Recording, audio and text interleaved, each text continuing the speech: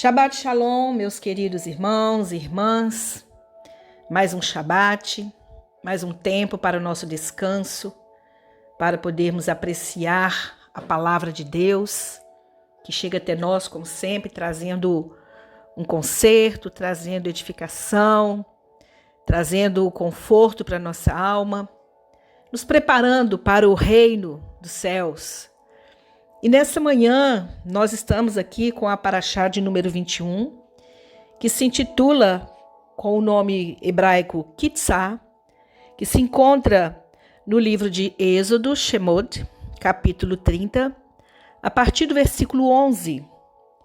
E essa palavra Kitzá significa quando realizar. Nós sabemos que todas as porções, elas têm uma palavra-chave que encabeça o ensino, o estudo, aquilo que Deus deseja falar ao nosso coração. Então vamos ler aqui o versículo que identifica essa porção. Capítulo 30, versículo 11. Adonai disse a Moshe: quando você realizar um censo do povo de Israel e registrá-lo, cada pessoa, ao registrar-se, deverá pagar um resgate pela própria vida a Adonai, para evitar o surto de uma praga entre eles durante o período do censo. Toda pessoa sujeita ao censo deve pagar como oferta a Adonai metade de um shekel, de acordo com o padrão de shekel do santuário. Todos com mais de 20 anos de idade sujeitos ao censo devem apresentar essa oferta a Adonai. O rico não deve contribuir com mais, nem o pobre com menos, de meio shekel, quando apresentar a oferta a Adonai, para expiar pela vida de vocês. Receba o dinheiro pela expiação do povo de Israel e empregue-o no serviço da tenda do encontro, para que seja uma recordação do povo de Israel diante de Adonai, para expiar-lhes a vida. Eu achei interessante aqui nesse versículo que diz que eles deveriam pagar esse meio shekel para evitar um surto de uma praga entre eles. Hoje nós estamos vivendo aí já há quase 2 anos com essa praga que tem acometido muitas vidas. Eu mesma já passei por essa experiência, que é esse vírus que está aí assolando a terra. E fica a pergunta para nós, por que essas coisas estão acontecendo? Será que nós estamos dando aquilo que é devido ao Eterno? Será que nós estamos construindo esse tabernáculo? Então, queridos, nós precisamos acordar, porque, com certeza, essas coisas vêm como juízo, como julgamento e tratamento para com os filhos da desobediência. E nós precisamos nos levantar nesses dias e perceber que nós precisamos oferecer ao Senhor o devido louvor a Ele, que é todo poderoso, aquele que pode todas as coisas, aquele que vai à nossa frente. Mas nesta nossa porção da Torá desta semana, que nós já falamos, Kitzá, ela começa então com essa lei do meio shekel, que ensina que cada um de nós deve contribuir para estabelecer os limites do santo lugar.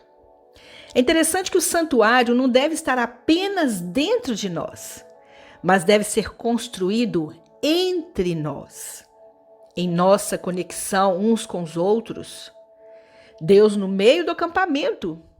Então, isso é simbolizado por essa coleção de moedas que foi dada por cada uma pessoa.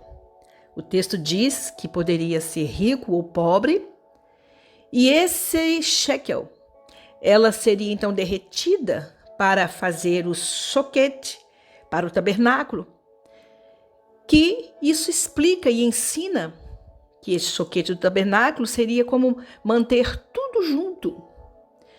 Porque o meio shekel também ele é chamado de resgate pela alma. Então, uma vez que cada alma é necessária para construir o lugar santo juntos, cada pessoa então é redimida pelo amor de Deus para que ele habite no meio do acampamento. Nós podemos ver que essa porção ela se inicia com esse conceito de resgate. É uma introdução que aponta para o nosso Redentor Yeshua. E o texto diz: então darás ou levarás, que é a palavra kitzá, quando fizeres. Mas quando levares o quê? O texto diz que seria uma oferta ao Senhor. E que oferta seria essa? Seria meio ciclo de prata para o resgate da alma. É interessante que o preço, como diz o texto, seria o mesmo para todos. O que nós podemos entender é que o Senhor pede a metade de um shekel. O que me faz entender que se cada um leva uma metade, é porque o Senhor quer que nós venhamos a nos completar.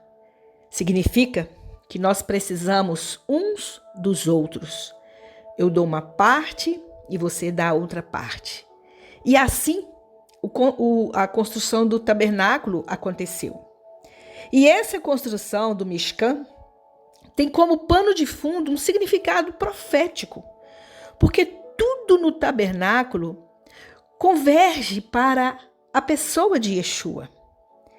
Ele foi a própria cédula exata para nos resgatar, porque através do seu sacrifício, da sua morte e ressurreição, ele foi dado como uma oferta. Ele é esse shekel, que nós chamamos de Kesef Hakipurim, que significa o dinheiro da expiação. Então, Yeshua, ele é o valor exato daquilo que Deus desejava para que o reino dos céus possa ser construído, não apenas dentro de nós, mas entre nós. Mas nós também podemos entender que este meio shekel, ele identifica algo interessante, porque o Eterno, ele queria saber o número dos filhos de Israel. Eles eram contados pela oferta do meio ciclo. Então, fazia a soma e aí eles sabiam quantas pessoas eram. Ou seja, no futuro, queridos, nós seremos contados também. E a palavra diz que serão milhares de milhares. Mas aqui nós também entendemos que o ouro que continha nesse shekel, ou a prata, e esse ouro que os israelitas adquiriram, não foi no deserto. Eles trouxeram isso do Egito por ter sido uma conquista de duas maneiras que eles efetuaram. A primeira, como recompensa pelo trabalho escravo, ou saqueando através de subornos e roubo. Amados, da mesma forma como adquirimos nosso ouro, nós podemos usá-lo também de duas maneiras. Ou seja, usá-lo para promover a santidade ou usá-lo para promover a idolatria. Por que eu estou dizendo isso? O que nós podemos ver aqui e concluir de tudo isso? Que os nossos antepassados, eles trouxeram um presente que contribuiu para a construção do Mishkan. E foi somente através de suas contribuições e de igualdade que esse lugar de santidade poderia ser estabelecido. E isso nos ensina que nós também precisamos de contribuir para a construção do reino de Deus. E todos nós precisamos dar na medida certa para que estabeleça a santidade de Deus nessa terra. Mas o que acontece? Quando cada indivíduo gasta o seu dinheiro de forma medida, com responsabilidade, vai fazer com que as nossas ações sejam unidas com as ações dos outros, para criar assim uma forma poderosa para o bem. E fazendo isso, nós criamos então um Mishkan, no qual todas as pessoas possam habitar com Deus em santidade. Então, o Senhor nos chama nesse momento a atenção. Porque quem é que deveria dar essa oferta? Quem deveria participar dessa oferta? Ali diz que os menores de 20 anos, eles não precisariam dar a oferta. E por quê? Porque esses mais jovens, eles não teriam capacidade, maturidade para enfrentar os desafios. Ou seja, aqui no caso seria porque eles não poderiam ir para a guerra. Eles não teriam força suficiente nem maturidade para enfrentar tudo aquilo que acontece quando há uma guerra, uma peleja, porque quando a pessoa entra numa peleja dessa, ela pode estar sujeita a morrer. Então, essas pessoas menores, elas não participavam. Mas o que nós podemos ver nisso?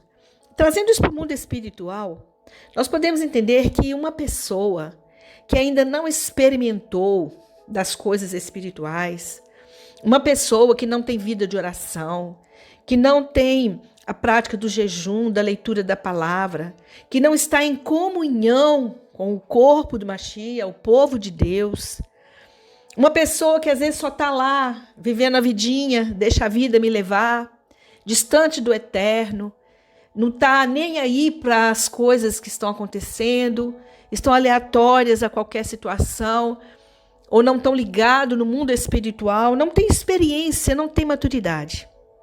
Se essa pessoa entrar numa guerra espiritual, ela vai ser uma presa fácil para Satã, porque ela não está preparada para enfrentar os desafios do mundo espiritual.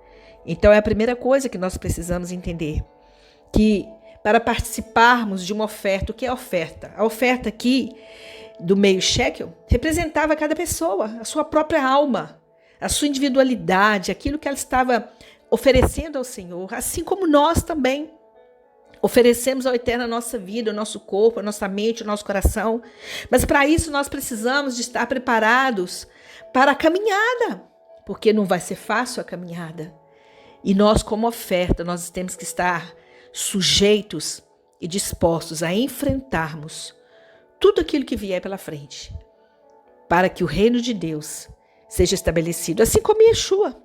Yeshua, ele foi essa oferta, mas ele trazia em si mesmo o poder, a força e a autoridade de Deus sobre a sua vida. Mas também, quem não deveria ou não participar dessa oferta? Cada um tinha que levar meio ciclo de prata, que equivale a 7 gramas mais ou menos. É interessante que sobre este não havia praga, sobre essa pessoa que levava a oferta. É como a palavra diz, praga nenhuma chegará à minha tenda. Queridos, quando nós nos fazemos como uma oferta ao Eterno, nós somos provados sim, porque a prata, o ouro, eles são passados pelo fogo, e eles fizeram isso, derreteram para poder construir, o choquetes lá do tabernáculo. Então, nós também, espiritualmente, como oferta ao Eterno, nós temos que estar preparados para sermos provados nessa caminhada. Mas uma coisa nós temos a certeza, que a praga não virá sobre nós, porque é a promessa do Eterno. Ele diz, você que anda no meu caminho, você que se entrega a mim, mal nenhum vai te suceder. Nós podemos passar pelo vale da sombra da morte, mas ela não nos tocará, porque é a palavra de Deus se cumprindo em nós. As pragas não virão. Nós estaremos no meio de todo esse reboliço de confusão, mas não seremos atingidos, porque o Senhor vai guardar todos aqueles que verdadeiramente se oferecem como uma oferta agradável ao Eterno. Mas também o texto diz que o rico não deveria dar mais quantidade para que ele não se sentisse mais espiado do que os outros, ou que deveria receber mais bênção do que os outros. Olha como que o nosso Deus é um Deus cheio de sabedoria. Ele diz, olha, se a pessoa der mais, ela vai se sentir dono da situação, ela vai se sentir mais perdoada, ela vai se sentir mais nos direitos das bênçãos. Não, eu dei a melhor oferta, eu dei o melhor dízimo, eu fiz e aconteci. Mas na matemática de Deus funciona diferente. Então o Senhor disse, tanto o rico quanto o pobre vão dar a mesma quantidade. Sabe por quê, queridos? Porque esse meio shekel representa Yeshua, que é a oferta vicária que foi dada pelo Eterno. Porque vou dizer uma coisa para vocês aqui, Yeshua e o Pai, eles se completam. Então é como se Yeshua fosse uma parte de Deus que foi doada. É o próprio Deus doando a sua oferta para poder fazer expiação das nossas almas. Isso é maravilhoso quando a gente entende esses princípios. Vamos ver aqui no capítulo 30, versículo 22, o que está dizendo. Adonai disse a Moshe: pegue as melhores especiarias, 500 shecalim de mirra, que seria 55 quilos, metade dessa quantia, 250 shecalim de canela aromática, 28 quilos, 250 shecalim de cana aromática e 500 shecalim de cássia. Use o padrão do santuário e 3,7 litros de azeite de oliva e faça com eles o sagrado óleo da unção. Misture-o e o perfume como o faria um fabricante de perfumes experientes. Ele será o sagrado óleo da unção. Use-o para ungir a tenda do encontro, a arca do testemunho, a mesa e todos os utensílios, a menorá, todos os utensílios do altar. Então, o que nós podemos ver aqui? A Torá agora começa a descrever um óleo essencial de um cheiro doce, com o qual o Mishkan, então, e tudo que nele havia, todas as pessoas também que serviam no Mishkan, elas deveriam ser ungidas com esse óleo. É tão interessante que Adonai ele pede as especiarias e ainda ele fala sobre a quantidade, né, que o perfumista deveria trazer para compor esse óleo da unção, que é chamado de Shemen HaMishha, óleo da unção. É interessante que tudo seria artesanal, né? Mas o perfumista, ele tomou as plantas que o Eterno nomeou, que é a canela, que nós chamamos de Kidá, o cálamo, que é o chamado de quino em hebraico, que é a mirra, o cinamomo, que é guinemã, e a oliva, que é zait, né? E ele pegava todas essas especiarias e moía. Depois misturava na água, depois o azeite era adicionado, cozido, onde ali se evaporava então a água com o óleo. Mas é tão interessante também que esses elementos desses perfumes, eles têm uma personificação com a nossa própria vida. Porque é interessante que quando nós olhamos para a canela, o cálamo, né, a mirra, por exemplo, é uma árvore rasteira, espinhosa, suas folhas são grossas. Mas a mirra, quando você coloca ela em suas mãos e espreme a mirra na sua mão, por mais feia que seja aquela folha, quando você espreme ela em suas mãos, você percebe que há um perfume, né, um cheiro gostoso que sai da mirra.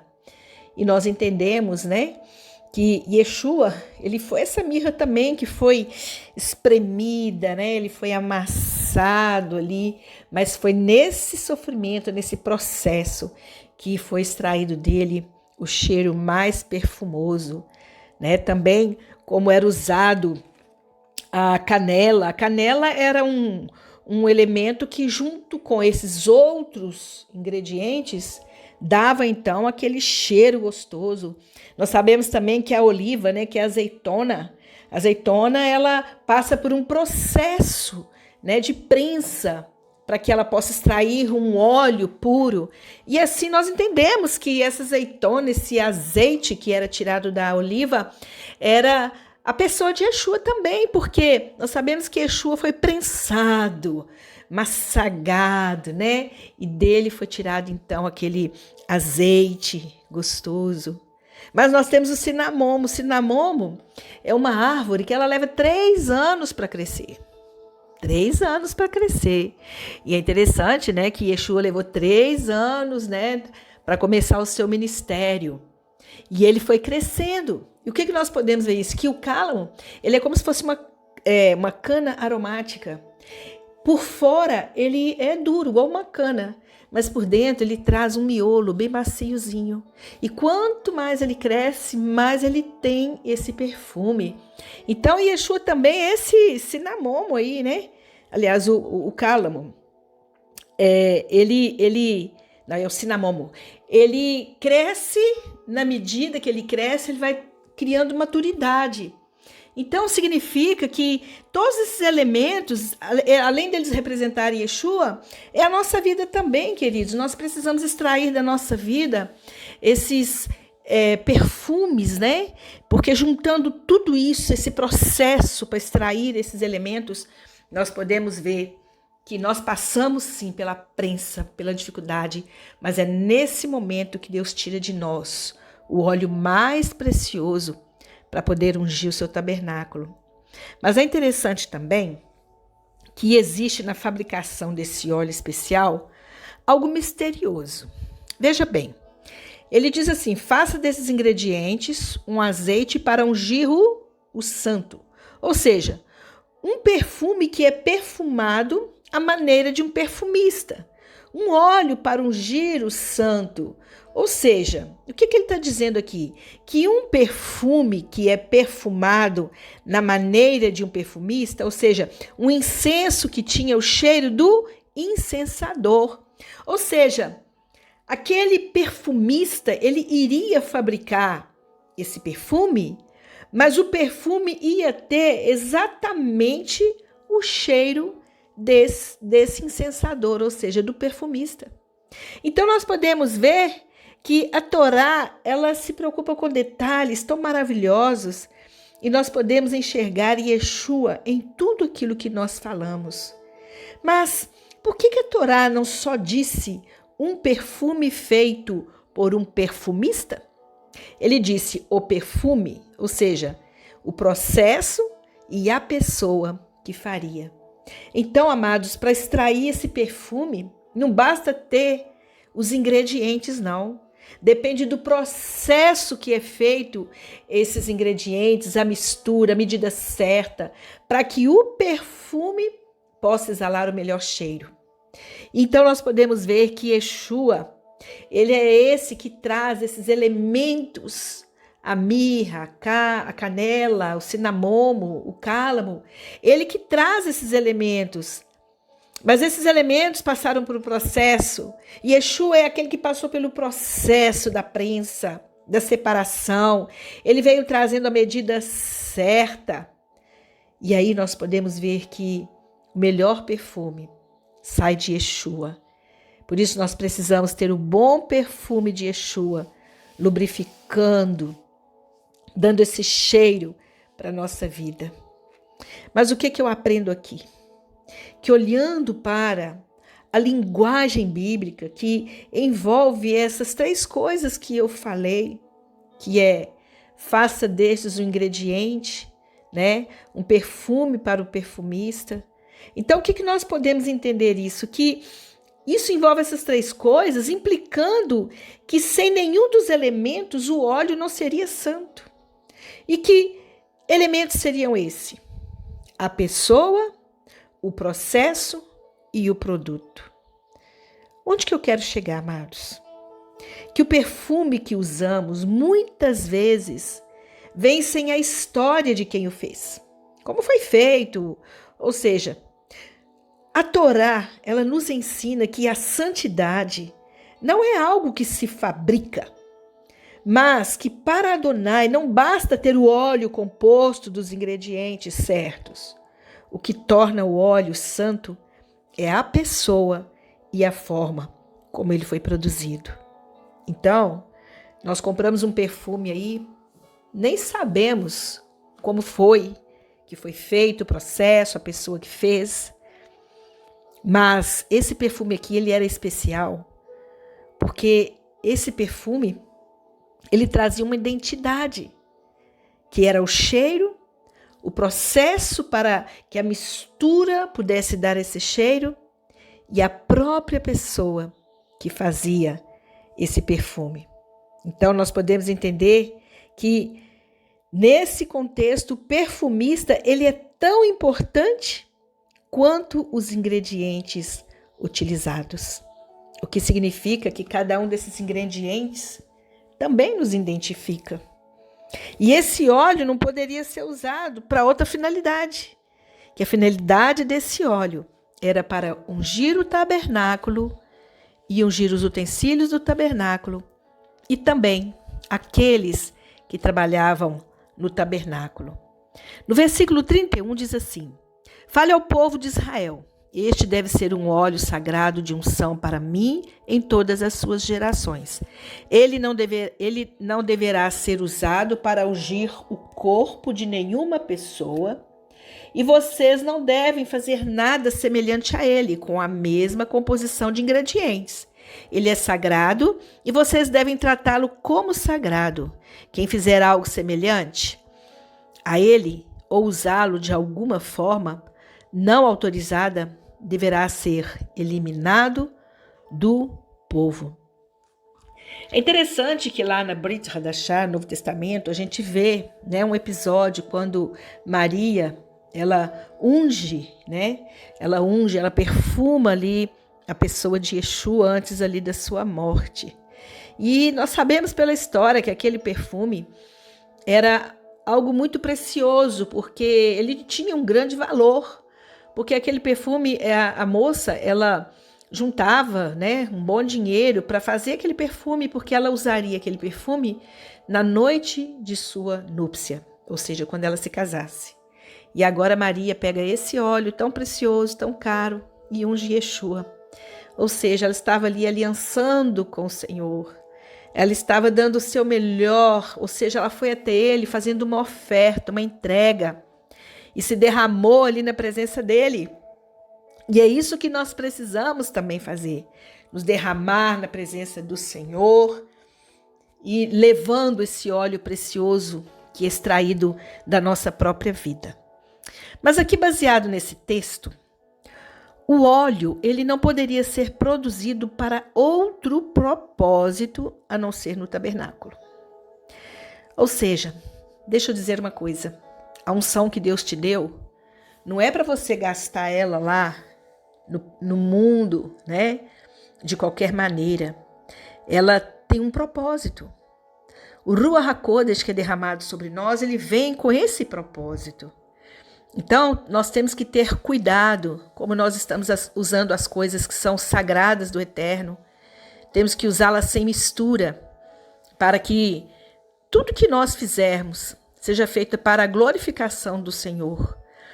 Mas também, o que nós vemos aqui? Que tudo o que foi consagrado não poderia ser tocado por estranhos. Por quê?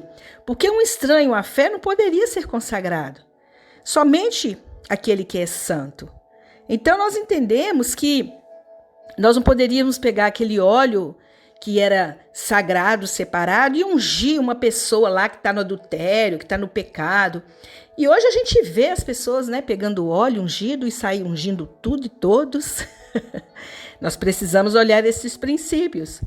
Uma vez eu me lembro que uma pessoa pegou um óleo da unção, né? E um jovem estava endemoniado e a pessoa começou a ungir aquele endemoniado, jogou até o óleo na boca da pessoa. E o jovem disse assim, nossa, que cachaça ruim. Então chegou a ser até deboche, entende? Porque você não vai ungir uma pessoa que está endemoniada.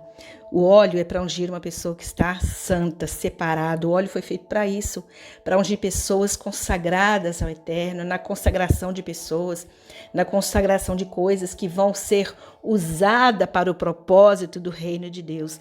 Então nós precisamos buscar isso com sabedoria, né? Então aqui a gente vê que não era qualquer pessoa que poderia utilizar esse óleo, né? Mas nós sabemos o quê? Que nós somos o bom perfume do Messias. E nós temos que levar esse cheiro de Yeshua para que as pessoas também possam ver que há algo espiritual em nós, que nós trazemos esse cheiro precioso e que as pessoas vão querer saber, nossa, que perfume gostoso, que cheiro bom que você tem. Então, nós temos que entender que nós que somos separados do Senhor, consagrados a Ele, nós podemos sim ser ungidos com esse perfume para que as pessoas possam sentir o cheiro de Yeshua em nós. E o perfume, querido, ele tinha que ter esse aroma agradável.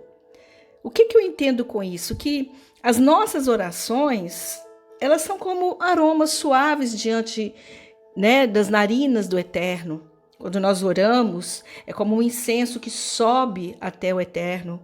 Então, as nossas orações, elas também devem ser com um bom perfume. Elas devem trazer a santidade de Deus, porque quando as nossas orações não são agradáveis aos ouvidos do Eterno, Ele derrama essas orações para a terra. E isso acaba trazendo juízo sobre nós. Por isso nós precisamos de saber como nós estamos orando, como nós estamos nos santificando, e tudo que nós oferecemos ao Senhor tem que vir com santidade, com separação e com esse cheiro gostoso da presença dele. Mas aqui no capítulo 31 diz assim: Adonai disse a Moshe: separei Betzalel, o filho de Uri, neto de Ur, da tribo de Erudá. Eu o enchi com o Espírito de Deus, com sabedoria, entendimento e conhecimento de todas as espécies de talentos artísticos. Ele é um mestre de projeto em ouro, prata, bronze, no corte de pedras preciosas, de encaixe, entalhamento e todas as outras artes. Olha que interessante. Agora que o Senhor começa a falar para Moisés que ele separou Betzalel, ou Bezalel, filho de Uri. Ele diz que separou ele e o encheu com Ruach HaKodesh, com o Espírito de Deus. E ele fala desses 7 espíritos, que é sabedoria, entendimento e conhecimento. Então, o que nós podemos entender? Quem é Betzalel? A Bíblia diz que ele era da tribo de Judá e o seu nome significa sombra de Elohim. Então, o que nós podemos ver aqui? Que Betzalel, ele é um tipo de Mashiach, ou seja, ele tipifica a pessoa de Yeshua. Porque para construir o tabernáculo tinha que ser alguém que trazia sabedoria, entendimento e conhecimento, que trazia um estado de santidade. Então, nós sabemos que a palavra sabedoria, que em hebraico é hormá, significa aquilo que se ouve e se aprende, ou seja, é inteligência, uma pessoa cheia de conhecimento, que é a palavra da'at, e também de inteligência, que seria tevuná. E esse conhecimento seria um conhecimento de si mesmo pelo que ele ouviu. Aquilo que ele ouviu e aprendeu, porque essa sabedoria não vinha dele mesmo. Aqui diz que o Senhor colocou sobre ele, aqui diz, eu o enchi com o Espírito de Deus. Encher significa estar pleno. E ele estava pleno do conhecimento, da inteligência, da sabedoria, que ele estava agora recebendo esse Espírito de santidade e também de profecia, porque ele precisava de ter as habilidades dadas por Deus para que ele pudesse fazer toda essa construção das coisas que seriam especiais, que seriam coisas que projetadas com arte, não seria qualquer coisa. Ele teria que ter um entendimento certo, medida certa daquilo que Adonai mostraria para que ele fizesse. Aí no versículo 4 fala que ele era um mestre em projetos de ouro, E ele sabia também trabalhar com o bronze e a prata. O que a gente vê aqui? Que quando Adonai ele chama o homem, ele eleva essa pessoa espiritualmente. Mas ele também ensina a pessoa a lidar com as coisas materiais. Porque para Adonai não há separação entre o que é espiritual e o que é material. É até interessante porque o judaísmo, ele eleva a matéria ao nível espiritual para usar no sagrado. O que a gente vê aqui? Que o Eterno ele pede ouro, prata, bronze, madeira, panos para a construção do tabernáculo. São coisas materiais. Mas a partir do momento que aqueles elementos são separados para a construção do tabernáculo, para algo que seja ao serviço do Eterno, o que a gente vê? Que aqueles elementos, aquela matéria, ela se torna também separada, elevada na presença do Eterno. É como se ela subisse a um nível e deixasse de ser um objeto qualquer, porque agora é um objeto separado para o Eterno, usado naquilo que é sagrado.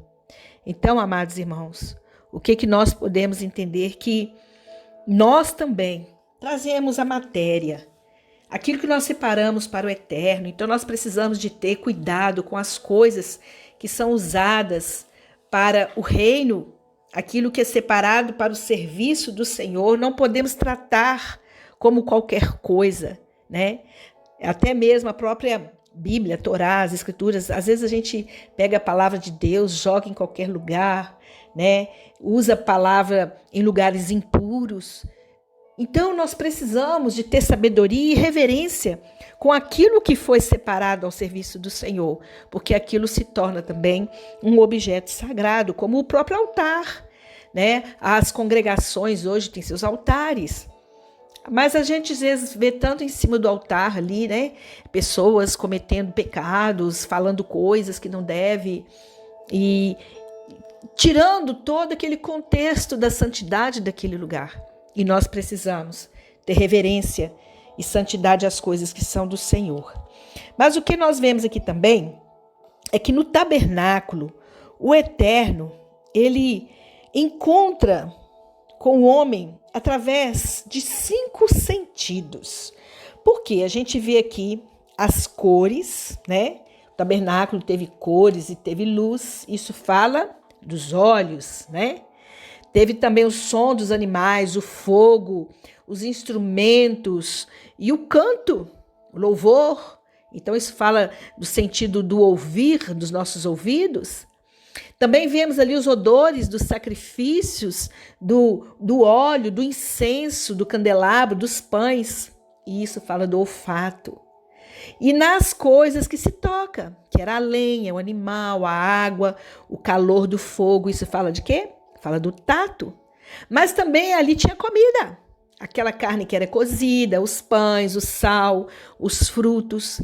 E aí está se relacionando a nossa boca, o nosso paladar. Então, amados, o que nós entendemos? Que um homem espiritual, ele é capaz de ver a mão do Criador em todas as coisas. Por isso que nós precisamos santificar os nossos olhos, os nossos ouvidos, a nossa narina, a nossa boca, sabe? Vamos trazer isso para o mundo espiritual, aquilo que nós estamos vendo. Cuidado com onde você coloca seus olhos, os seus ouvidos, aquilo que você ouve, a sua boca, aquilo que você fala, a sua narina, aquilo que você interpreta, aquilo que você está trazendo para dentro de si. Então nós temos que entender isso, que o tabernáculo ele representa essa parte da nossa vida, os nossos sentidos, e o sacerdote ele tinha que estar ali dentro do tabernáculo, totalmente envolvido em todos os seus sentidos, para que a glória de Deus viesse e a santidade de Deus permanecesse naquele lugar. Agora, no versículo 5, ele fala sobre a questão da arte. E aqui está falando que essa palavra ela foi usada na criação também. Ou seja, Deus gosta de algo feito com excelência, amados. Ah, eu não tenho a voz para cantar, mas eu vou cantar a si mesmo. Canta não. Porque se você não é bem afinadinho, vai atrapalhar os ouvidos das pessoas. E o que vai acontecer? Fica complicado. Você pode adorar o Senhor, mesmo não sendo uma pessoa afinada. Mas busca dar o seu melhor, vai estudar, vai fazer uma aula de canto, vai melhorar. Né? Vai tocar um instrumento, busca tocar aquele instrumento com a habilidade certa. Então, tudo que a gente fizer para o Senhor, que seja a arte, mas tem que ser uma arte bem feita para dar o melhor que nós temos ao Eterno. E aqui, essa questão da arte, né? Artífice, é a palavra melahá, que significa uma obra, uma tarefa.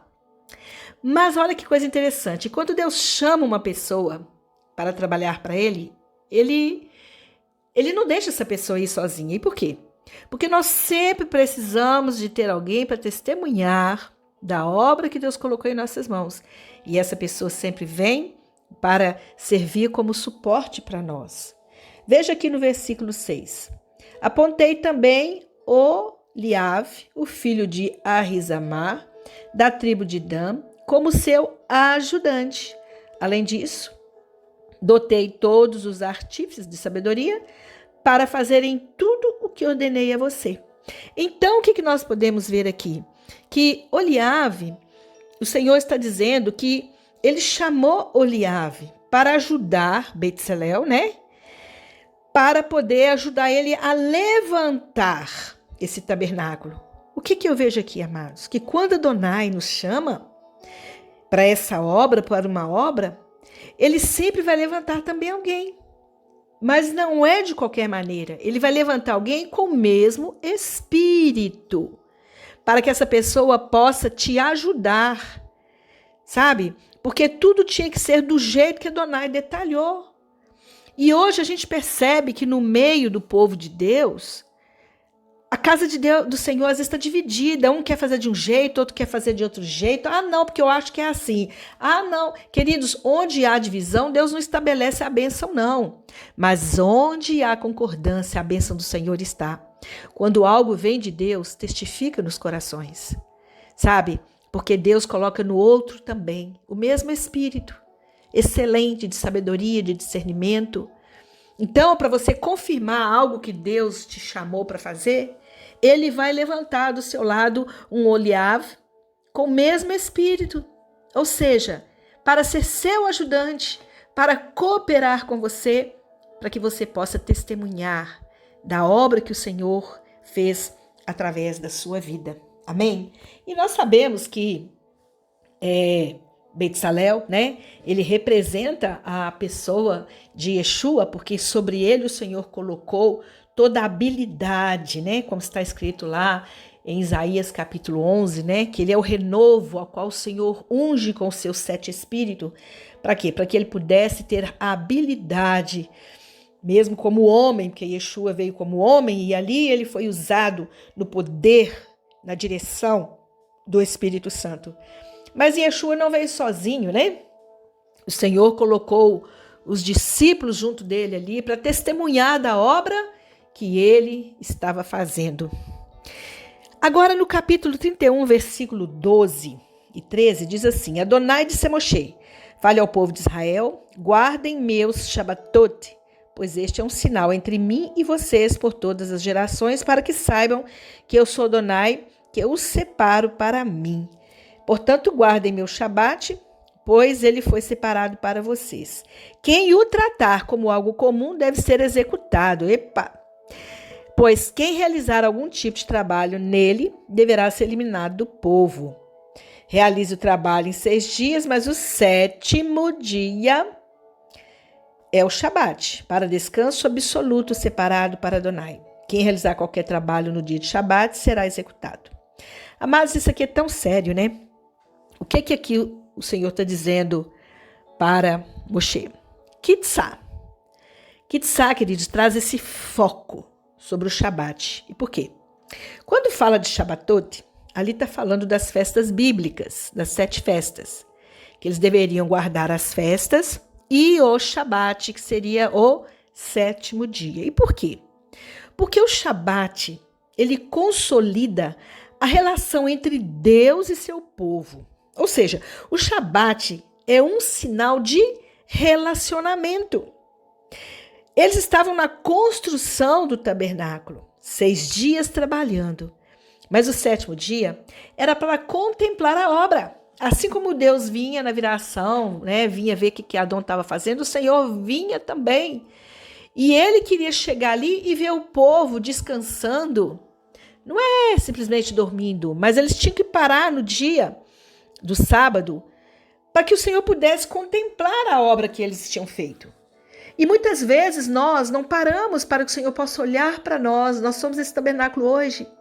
E enquanto a gente está indo para lá, indo para cá, fica difícil, não é verdade, um relacionamento? Mas no Shabat, o Senhor fala para a gente assim: para tudo. Assenta aqui comigo. Vem deitar aqui no meu colo. Eu quero compartilhar com você. Eu quero te trazer descanso. Mas muitas vezes, amado, nós jogamos fora o presente que o Eterno nos dá. E o tabernáculo, ele foi feito com esse propósito. Um lugar para que o povo pudesse se encontrar com o Eterno naquele dia. Então, o Shabat é ser e fazer, ou seja, é um lugar de estar, ou seja, um lugar de descanso. Então, amados, o Shabat é como se fosse aquilo que você é, aquilo que você faz. Então, seria um estado de ser, ou seja, um descanso. E o fazer é algo que é constante, ou seja, 6 dias vocês fazem. No 7º dia, vocês sejam. É isso que o Senhor deseja para nós. Porque o Shabat é um memorial. E por que é um memorial? Porque nós passamos a semana com a mente nas coisas, nas preocupações do dia a dia. Porém, quando nós lembramos do Shabat, nós lembramos que haverá um descanso. Por isso que o aspecto mais lindo do Shabat é que a experiência é aberta a qualquer pessoa. Tudo que você tem que fazer é apenas abrir o seu coração e a sua casa, para que ela possa se transformar num lugar de descanso para a sua vida, sua família e para o Eterno também. No versículo 18 diz: quando terminou de falar com Moshe no Monte Sinai, Adonai deu a ele as 2 tábuas do testemunho, tábuas de pedras inscritas pelo dedo de Deus. Olha que maravilha, né? Escrita pelo dedo de Deus. Então significa que quem escreveu a Torá foi o próprio Eterno. E agora o Adonai, então, ele entrega a Moisés as 2 tábuas do testemunho, escritas com sua própria mãozinha ali, testemunhando, né? Porque, na verdade, ele estava dando a sua assinatura. Por isso não podemos jogar fora as palavras, os ditos que o Senhor deixou para nós. Já no capítulo 32, aqui fala o seguinte, que os israelitas, quando viram que Moisés estava demorando muito a descer ali da montanha, eles pedem então a Arão que faça um bezerro de ouro. E Moisés, então, ele implora a Adonai para não destruir o povo, porque ele ficou sabendo, quando ele desce, ele vê o povo ali, né, naquela adoração, mas ele diz: Senhor, não destrua esse povo. E o que ele faz?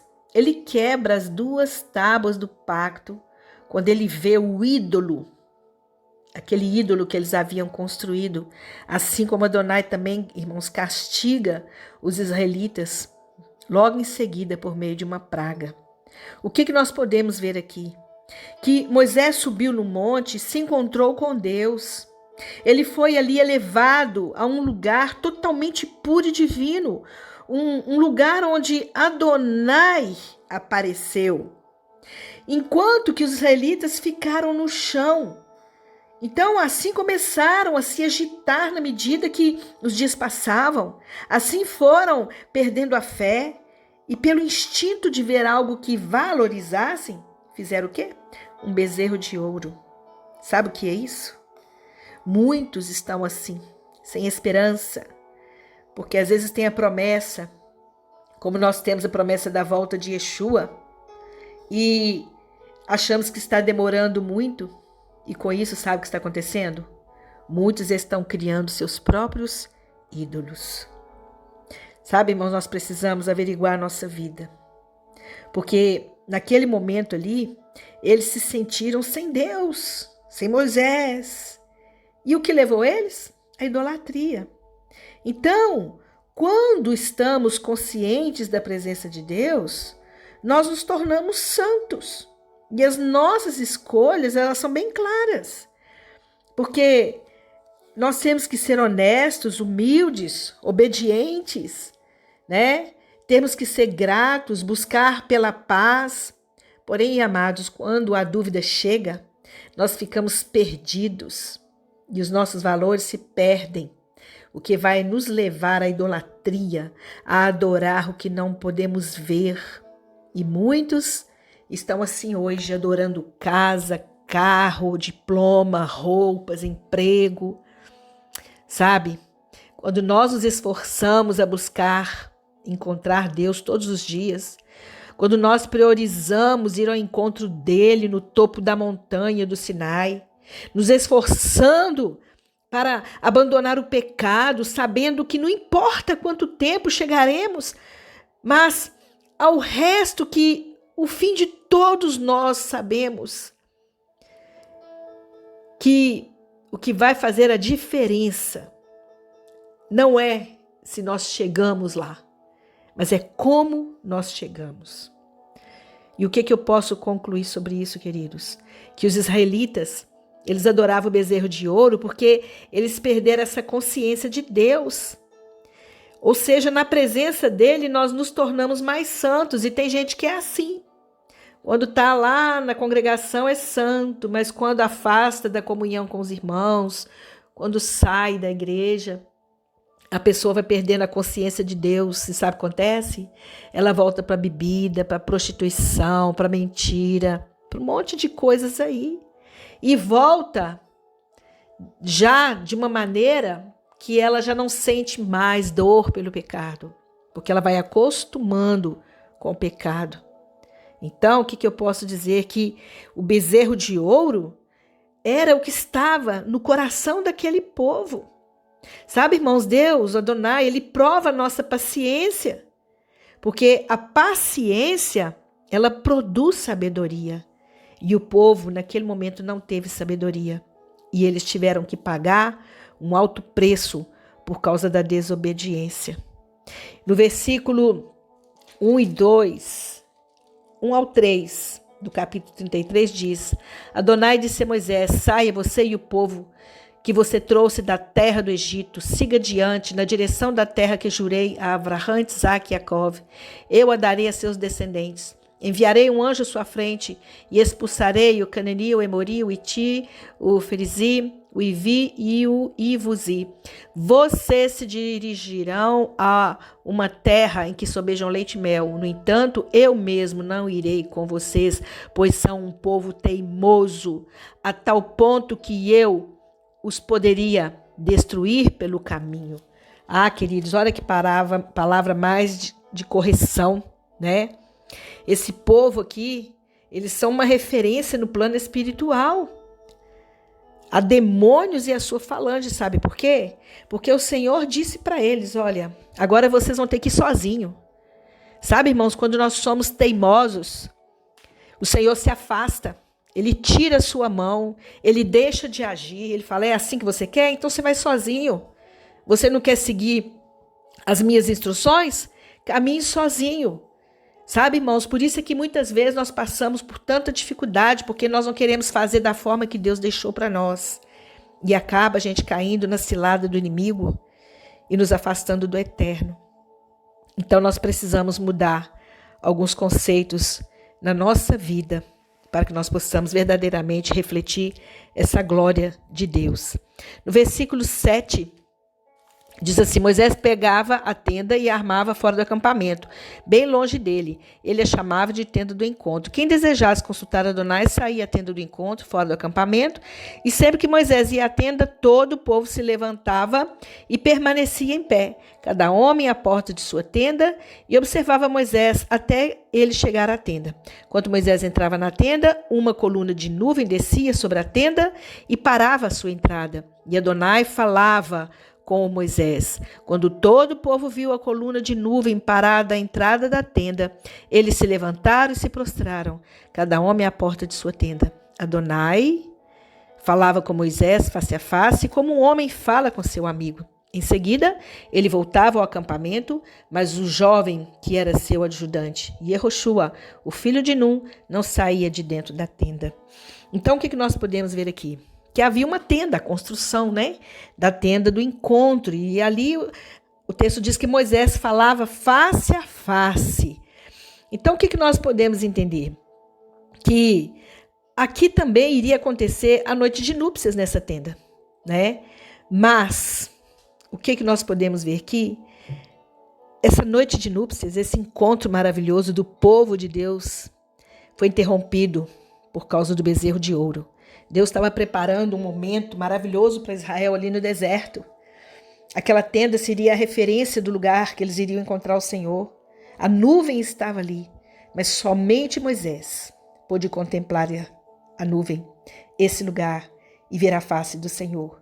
Por quê? Porque eles voltaram seus olhos para os ídolos.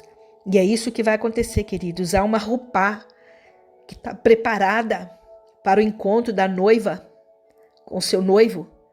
Mas muitos não vão entrar nesse lugar, porque eles estão buscando seus ídolos, seus bezerros de ouro estão sendo construídos. E com isso eles vão perder a oportunidade de poder servir o Senhor.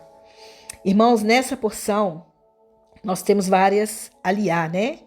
E eu vou falar resumidamente da terceira e quarta aliá, porque o tempo aqui parece que já esgotou.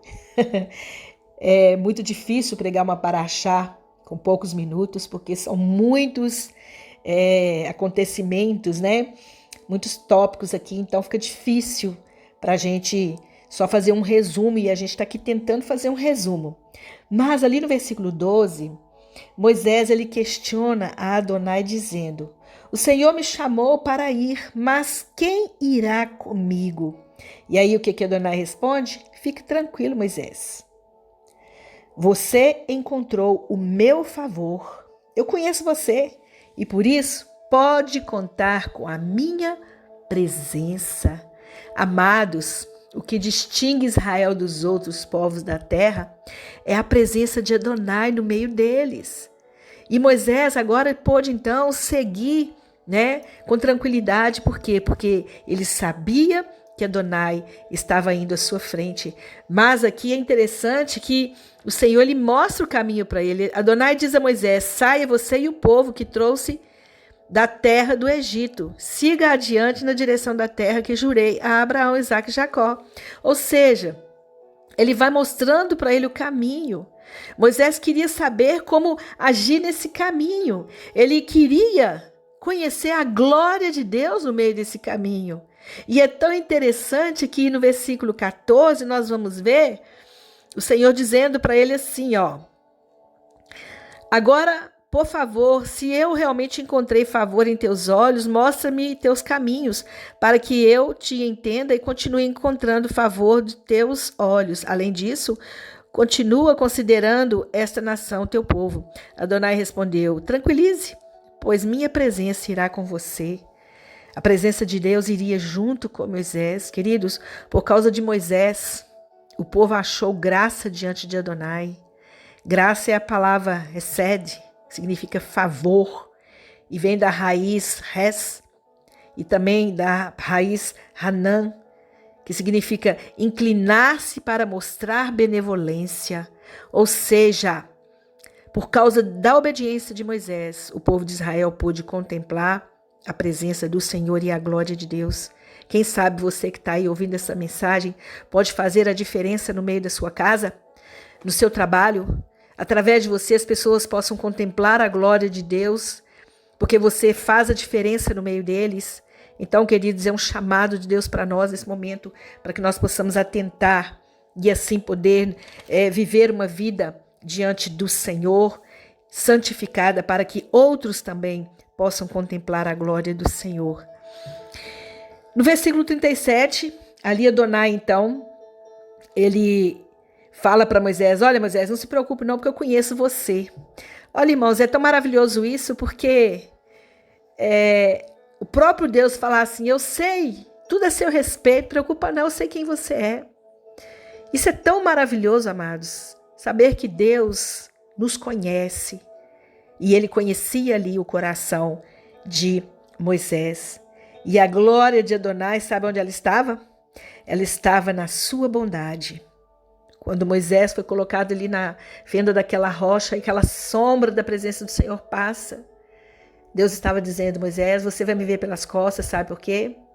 Porque eu vou mostrar para você a minha bondade. Sabe o que é isso, irmãos? Porque Deus mostrou apenas suas costas. Porque Ele estava mostrando a bondade dele para nós, porque se Ele olhasse nos olhos, Ele ia trazer juízo. E muitas vezes o Senhor tem que virar as costas para não ver a nossa queda, o nosso pecado. E Ele estava ali naquele momento dizendo: Moisés, eu vou passar, você vai me ver pelas costas e você vai ver que eu sou bom, misericordioso e sou justo. Porque olhar Deus de frente, queridos, Deus fulminaria todos, porque os olhos de Deus trazem juízo. Amém? Então aqui no versículo 20 e 22, ali fala que Moisés estava numa rocha, né? E essa rocha simboliza quem? O Messias.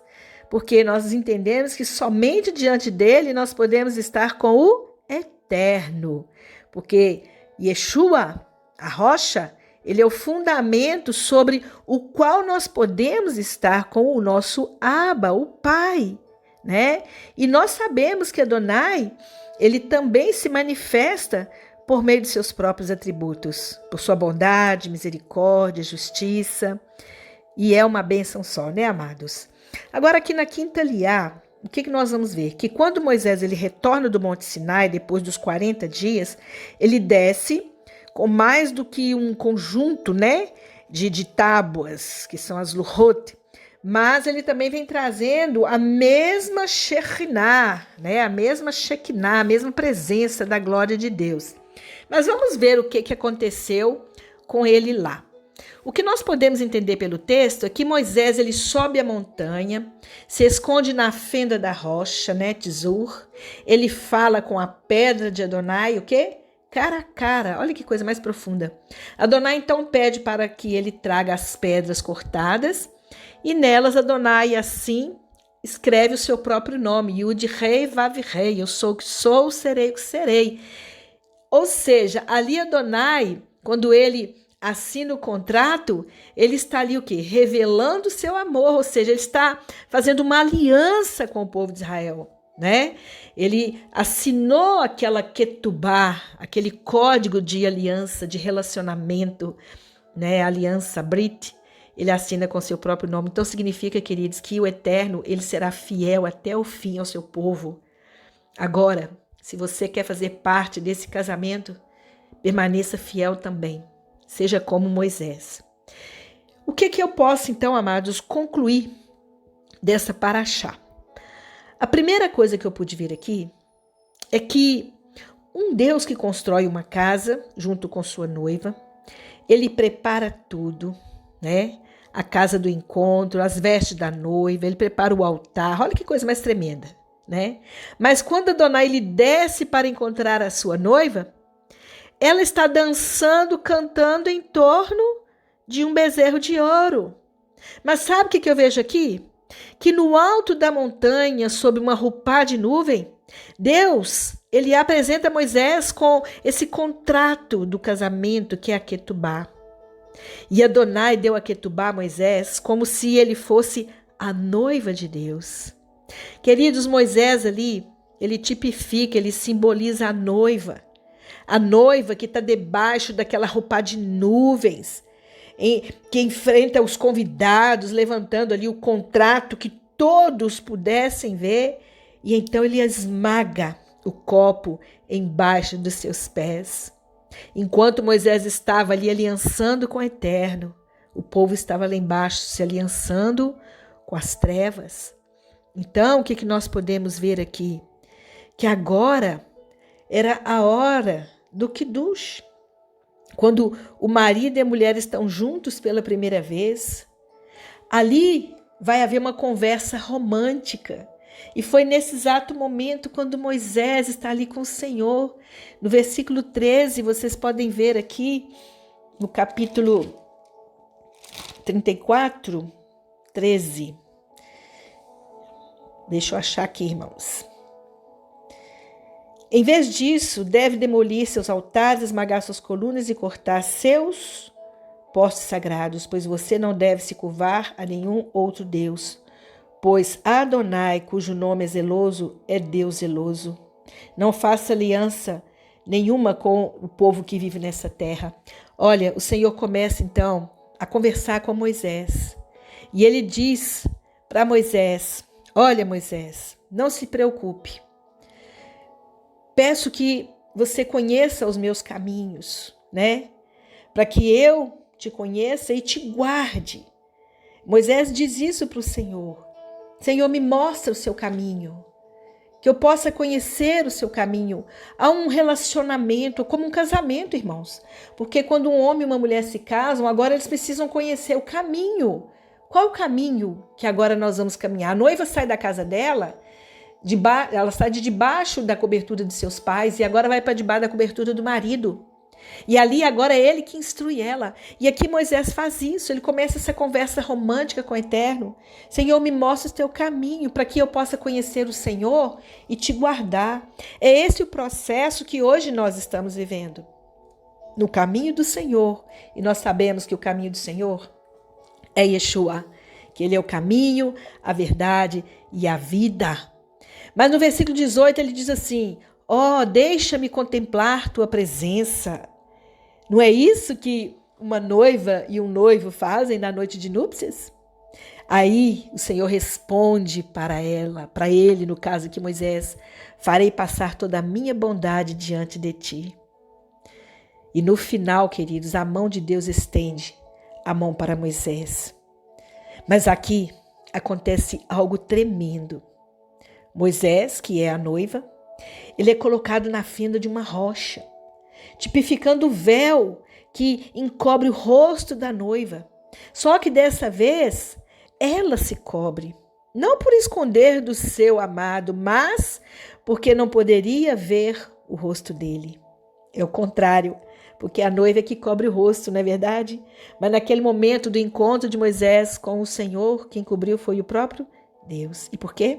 Porque o povo não estava livre dos seus pecados. Primeiro, eles teriam que seguir de acordo com a aliança. Queridos, o que Adonai quis nos ensinar com isso?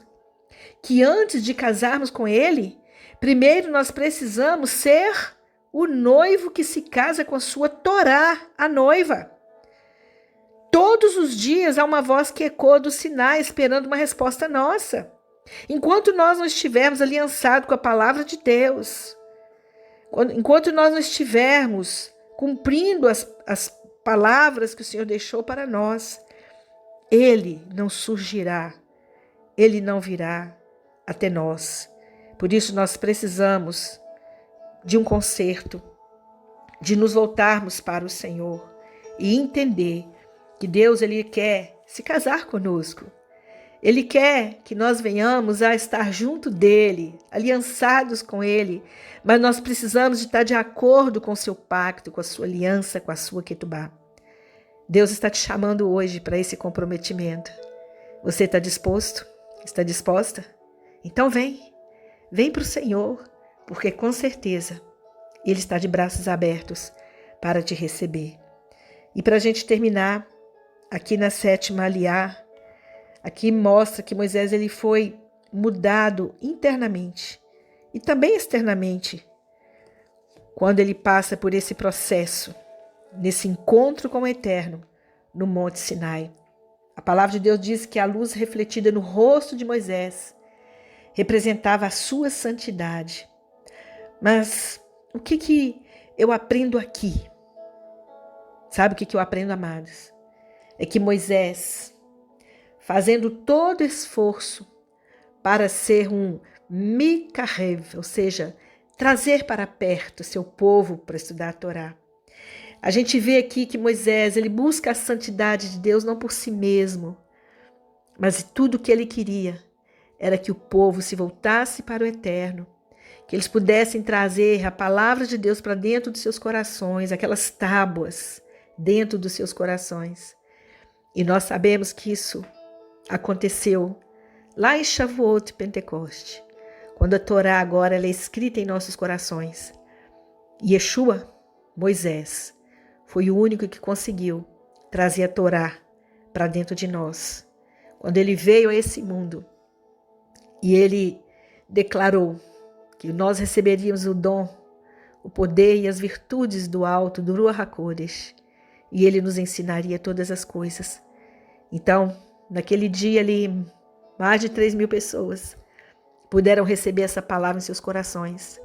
E a partir dali, a palavra foi sendo proclamada, os corações foram se abrindo e as pessoas foram recebendo a graça do Eterno e a sua lei agora escrita em seus corações.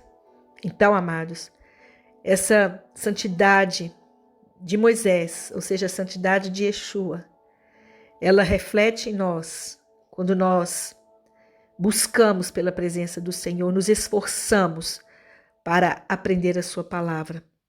E a segunda coisa que Moisés, ele removia seu véu quando ele ensinava a Torá. Ele removia o véu para que o povo pudesse ver a beleza e a glória da Torá. Então, queridos, essa deve ser a nossa postura diante do Eterno e diante das pessoas. Que nós possamos tirar esse véu para que as pessoas possam olhar para nós e ver que há um brilho, que há uma glória de Deus que brilha em nossas vidas. Por quê? Porque a palavra de Deus está escrita dentro do nosso coração. Querido Deus, nós te rendemos graças pela tua palavra. Obrigada, Pai, pela obra do Senhor em nossas vidas. Obrigada, Pai, porque o Senhor um dia levantou Moisés, os profetas, e levantou o teu Filho amado Yeshua, para que pudesse ser esse que traz a luz do caminho, para que nós possamos aproximar mais do Senhor. Então nós te agradecemos, ó Deus, pela tua palavra. Te agradecemos, ó Pai, pela bondade e misericórdia do Senhor para com as nossas vidas. E eu peço, Deus, que o Senhor nos encha com teu amor, com a plenitude da tua presença. E que assim como Moisés, que trazia no seu rosto o brilho da sua luz, que nós também possamos brilhar na tua presença, para que as pessoas possam ver que há um Deus maravilhoso nessa terra e que esse Deus deseja habitar em nós e entre nós. Eu oro e te agradeço, em nome de Yeshua HaMashiach. Amém.